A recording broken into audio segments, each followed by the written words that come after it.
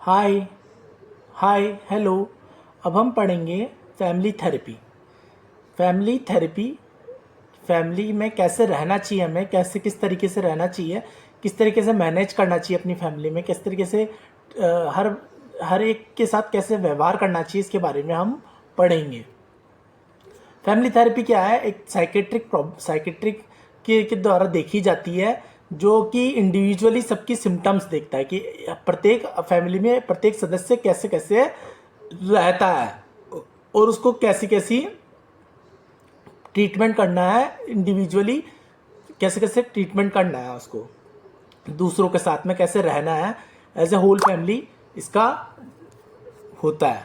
तो family therapy क्या है? Family therapy is essentially about changing relationship through changing interaction among people who make up the family. The basic principle of family therapy evaluate the complex web of relationship pattern of transaction taking place within a family system. ठीक है, अब हम definition क्या है इसकी? इसकी definition है कि ये साइकोथेरेपिक अप्रोच होती है जो कि ये दर्शाता है कि कैसे हमें एक न्यूक्लियर फैमिली में कैसे हमें कैसे ये न्यूक्लियर फैमिली या एक्सटेंडेड फैमिली में कैसे हमें एक दूसरे के साथ रहना चाहिए, कैसे एक दूसरे के साथ बिहेव करना चाहिए और कैसे उन प्रॉब्लम्स को दूर करना चाहिए जो फैमिली मेम्बर्स के साथ हो रही है। इस बारे में हम पढ़ेंगे। तो इसका मेन एम क्या होता है? मेन एम होता है कि जो बिहेवियर है इंडिविजुअल का उसको ठीक करना, और जो बीच में फैमिली रिलेशंस के बीच में जो विवाद चल रहे हैं उनको दूर करना, और फैमिली के साथ कैसे कम्युनिकेट करना है उसके बारे में उसको इम्प्रूवमेंट करना, और अवेयरनेस और सेंसिटिविटी रखना प्रत्येक मेंबर के बारे में कि उसको क्या क्या ज़रूरत है उसको पूरा करना प्रत्येक फैमिली मेंबर की। अब करेंगे to strengthen families' ability to cope with major life stressors and traumatic events, to improve integration of the family system into social system। किस तरीके से प्रत्येक फैमिली को कैसे सोशली इन्वॉल्व होना चाहिए, to improve autonomy of each member, to reduce distress in the patient. जो भी पेशेंट है उसका स्ट्रेस को दूर करने का भी फैमिली मेंबर्स में ये करते हैं। अब इंडिकेशंस क्या क्या होते हैं? इंडिकेशंस क्या क्या होते हैं? पहला इंडिकेशन होता है कि प्रॉब्लम आना रिलेशनशिप में, और इंटरडिपेंडेंस मतलब कि ऑफ सिम्टम्स, डिपेंडेंट होना एक दूसरे पे, आज़ादी ना मिलना, और failure of individual therapy individual therapy ना मिलना, कोई मार्गदर्शन करने वाला ना मिलना, इसका भी फेल्योर के कारण भी बहुत कुछ हो जाता है। साइकोसिस, कुछ साइको प्रॉब्लम होना, स्किज़ोफ्रेनिया कुछ चिड़चिड़ापन होना, और चाहे बचपन में कुछ साइकोट्रिक डिसऑर्डर होना, एंग्जाइटी और बाइपोलर डिसऑर्डर मतलब कि एंग्जाइटी होना भी एक बहुत बड़ा डिसऑर्डर माना जाता है। ये इंडिकेशंस होते हैं फैमिली डिसऑर्डर के। कॉन्ट्राडिक्शंस क्या क्या आते हैं कि family in the process of breaking up, या तो फैमिली ब्रेक हो जाती है प्रोसेस, या फिर फैमिली की इक्विलिब्रियम में टेंस हो जाता है, माहौल बहुत टेंस हो जाता है, या फैमिली स्टेइंग अपार्ट, फैमिली अलग अलग रहना शुरू कर देती है। नॉन अवेलेबिलिटी ऑफ की फैमिली मेम्बर, और जो हेड होता है उसकी अवेलेबिलिटी नहीं रहती, इस वजह से भी हो जाता है। और families in which members are unwilling to take therapy, और जो फैमिली मेम्बर थेरेपी नहीं लेती है उनके भी बहुत विवाद खड़े हो जाते हैं। ठीक है, ये कॉन्ट्राडिक्शन है। Function of family therapy: decision making, rule making, provision of financial support in a healthy family. Usually adults to take these decisions and they see that the children's learn decision making skills as they mature and prefer to make choices। Management function का मतलब decision लेना और अपने को financially support करना, यही healthy family का राज है। ठीक है, इस तरीके से बच्चे भी अपने से यही चीज़ सीखते हैं और बड़े होकर वो भी अपने पैरों पर खड़े हो जाते हैं। अब पढ़ेंगे boundary functions. Clear boundary functions क्या होते हैं?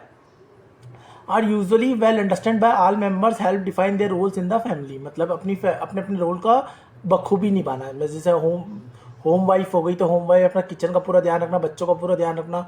अगर कोई जॉब वाला हस्बैंड है तो वो अपने जॉब पे पूरा ध्यान देना, शाम को वापस आना, खाना खाना, बच्चों के साथ समय बिताना। ये सब क्या हो गए? अपनी अपनी बाउंड्रीज हो गई, अपने अपने वर्क हो गए, अपने अपने फंक्शंस हो गए। ठीक है। डिफ्यूज बाउंड्री में क्या होता है कि फीलिंग्स जो है ब्लेंड ना होना एक दूसरे में, ये क्या होती है? डिफ्यूजन बाउंड्रीज हो जाती है। रिजिड बाउंड्रीज में क्या होता है कि ये एक दूसरे से कम्युनिटी से कट हो जाते हैं, तो ये रिजिड बाउंड्रीज होती हैं। ठीक है। कम्युनिकेशन कम्युनिकेशन फंक्शन क्या होता है? Extremely important in family life, encourages members to express their feelings and prevent conflicts. ठीक है, किस तरीके से हमें कम्युनिकेट करना है, कैसे हमें फीलिंग्स को एक्सप्रेस करना है और विवाद से बचना है, इसी को हम कहते हैं communication function. Emotional supportive function. Healthy family वो होती है जो लोगों एक दूसरे की ज़रूरतों को पूरा करती है और एक दूसरे को इमोशनली सपोर्ट करती है और क्रिसिस नहीं करती है. ठीक है ना. Freedom to grow, give freedom भी देती है, आज़ादी भी देती है ग्रो करने के लिए. ये होते हैं फैमिली मेम्बर्स के रोल. सोशलाइजेशन.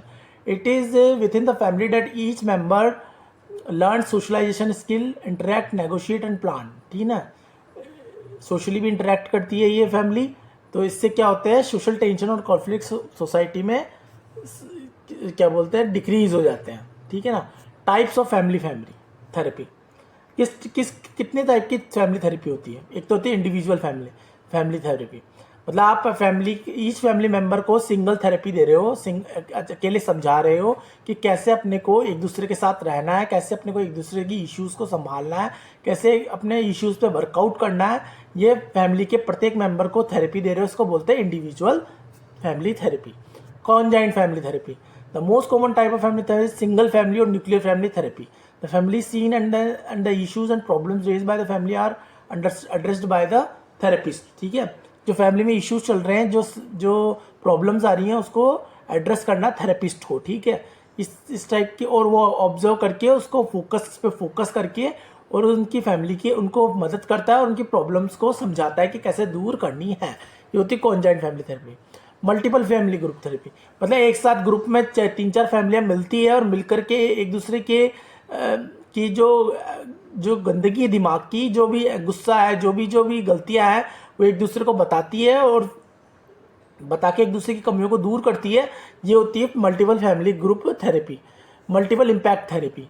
ये क्या होते हैं, एक दूसरे से कम्युनिटी के साथ सेटिंग करके एक दूसरे के साथ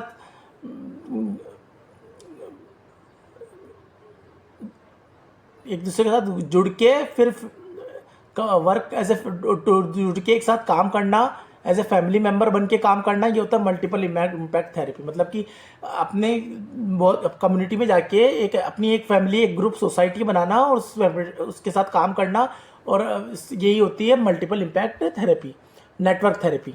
it is conducted in people's homes. All individual interested और इन्वेस्टेड इन अ प्रॉब्लम और crisis that particular person in a family and are experiencing part in therapy. The gathering includes family, friends, neighbours, professional groups of persons. ठीक है. Network therapy में कहते सब आ जाते हैं. Family group, persons, friends, neighbours, professional groups, सब network बनाते हैं, एक दूसरे से इंटरेक्ट करते हैं रेगुलर बेसिस, रोज़ रेगुलर इंटरेक्ट करते हैं. और ये 40 से 60 पीपल का नेटवर्क होता है. ठीक है. इससे अपनी प्रॉब्लम्स को दूर करते हैं. ये हुआ marital couple therapy. Marital couple therapy में क्या होता है, couples are often seen by the therapist together. The couple may be experiencing difficulties in their marriage and in therapy. They are helped to work together to seek a solution in the problem. Family patterns, interaction and communication style, each partner's goals. मतलब कि क्या है, marriage के बाद जो एक दूसरे से कम्युनिकेशन में प्रॉब्लम आना, कम्युनिकेशन की स्टाइल में प्रॉब्लम आना, जो डिफ़िकल्टीज आती है उनको दूर करना, यही मैरिटल कपल थेरेपी होती है. Objectives of marital therapy. The support of marriage couple in identifying sources of conflict, help to each partner in determining their participation in conflicts, help in deciding whether to continue the relationship or not, improvement in natural verbal communication and non-verbal communication. Marriage में couple में एक दूसरे को support करना और identify करना कहाँ का विवाद आ रहे हैं, कहाँ दिक्कतें आ रही है, और एक दूसरे की मदद करना, पार्टिसिपेट करना, एक दूसरे की मदद करना, और एक दूसरे के रिलेशनशिप को कंटिन्यू करना या नहीं करना, इसके बारे में सोचना, और improvement in natural verbal communication और नॉन वर्बल कम्युनिकेशन में देखना कि किस तरीके से इंडिकेशन. अब इंडिकेशंस क्या हो गए मैरिटल थेरेपी में, कि over protection of one partner को existing the emotional dependence of others. ठीक है. कि देखना कि किस तरीके से आपस में बन रही है, नहीं बन रही, कैसे डिपेंडेंट है एक दूसरे से, यानी जेलेसी का ध्यान रखना, जेलेसी तो नहीं है आपको आपस में, एक दूसरे का जेलेसी को दूर करना.